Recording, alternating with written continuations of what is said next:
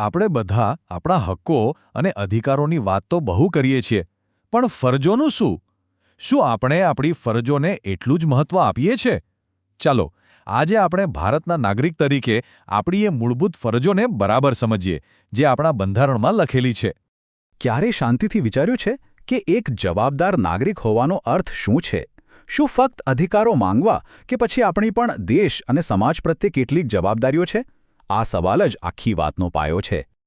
તો ચાલો આ આખી વાતને સ્ટેપ બાય સ્ટેપ સમજીએ. પહેલાં તો ફરજોનો મતલબ શું છે એ જોઈશું, પછી એ જાણીશું કે એ આવી ક્યાંથી. ત્યાર પછી આપણી 11 મુખ્ય ફરજો કઈ કઈ છે એના પર નજર નાખીશું અને છેલ્લે આ બધી ફરજોનું મહત્વ શું છે એ પણ સમજીશું. તમને જાણીને નવાઈ લાગશે, પણ જ્યારે 1950માં આપણું બંધારણ અમલમાં આવ્યું ને, ત્યારે એમાં મૂળભૂત ફરજોનો કોઈ ઉલ્લેખ જ નહોતો. હા, સાચું સાંભળ્યું. તો પછી સવાલ એ થાય કે આ ફરજો આપણા બંધારણમાં ઉમેરાઈ કઈ રીતે? ચાલો એની કહાની જાણીએ. તો આ સફર શરૂ થાય છે 1976માં.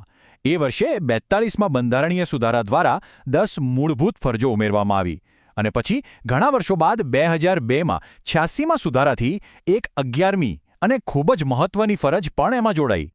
તો આ ફરજો બંધારણમાં ક્યાં છે? એ આવે છે ભાગ 4A માં કલમ 51A હેઠળ. આ ફરજો સ્વર્ણસિંહ સમિતિની ભલામણ પર ઉમેરવામાં આવી હતી અને એની પ્રેરણા લેવામાં આવી હતી ભૂતપૂર્વ સોવિયત સંઘ એટલે કે આજના રશિયાના બંધારણમાંથી. શરૂઆત 10 ફરજોથી થઈ હતી. તો ચાલો હવે સીધા મુદ્દા પર આવીએ. આપણી એ 11 મૂળભૂત ફરજો કઈ છે? એને સરળતાથી સમજવા માટે આપણે એને 3 અલગ અલગ ભાગમાં વહેંચીને જોઈશું. સૌથી પહેલી અને સૌથી મુખ્ય છે આપણી દેશ પ્રત્યેની ફરજો. આ એવી ફરજો છે જે સીધી આપણી રાષ્ટ્રીય ઓળખ, દેશભક્તિ અને દેશની એકતા સાથે જોડાયેલી છે. આ એક મજબૂત રાષ્ટ્રનો પાયો છે. આમાં શું આવે? આપણા બંધારણનું પાલન કરવું, રાષ્ટ્રધ્વજ અને રાષ્ટ્રગીતનું સન્માન કરવું, આઝાદીના લડવૈયાઓના આદર્શોને આપણા દિલમાં જીવંત રાખવા, દેશની એકતા અને અખંડિતતાનું રક્ષણ કરવું અને જ્યારે પણ દેશને જરૂર પડે ત્યારે રાષ્ટ્ર સેવા માટે હંમેશા તૈયાર રહેવું. દેશ પછી આવે છે સમાજ, કારણ કે આપણે એક સમાજમાં રહીએ છીએ.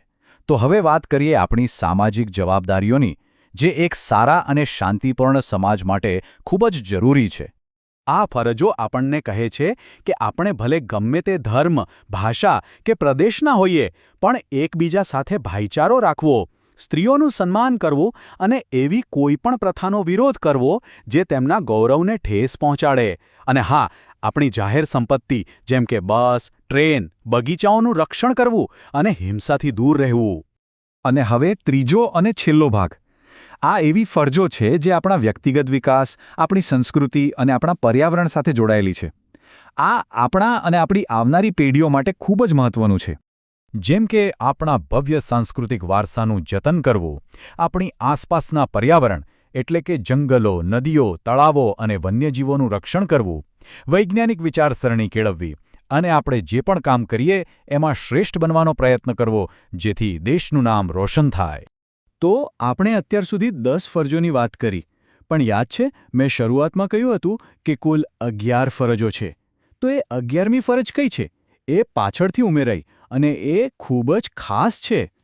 વર્ષ 2002માં 86માં બંધારણીય સુધારા દ્વારા આ 11મી ફરજ ઉમેરાઈ. એ છે શિક્ષણ વિશે. દરેક માતાપિતા કે વાલીની એ ફરજ છે કે તેઓ પોતાના 6 થી 14 વર્ષના બાળકને ભણવાની તક પૂરી પાડે. આ ફરજ શિક્ષણના અધિકારને સાચા અર્થમાં મજબૂત બનાવે છે.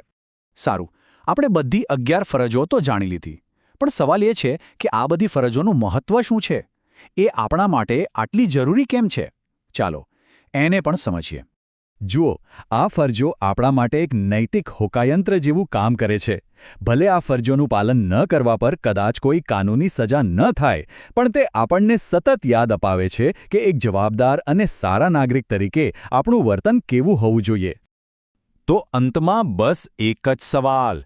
જો આપણે બધા આ ફરજોને ફક્ત બંધારણના પાના પર લખેલા શબ્દો તરીકે નહીં, પણ આપણી રોજિંદી જિંદગીમાં દિલથી અપનાવીએ, તો શું આપણે એક વધુ સારા અને મજબૂત ભારતનું નિર્માણ નહીં કરી શકીએ? આ વિચારવા જેવું છે, ખરું ને?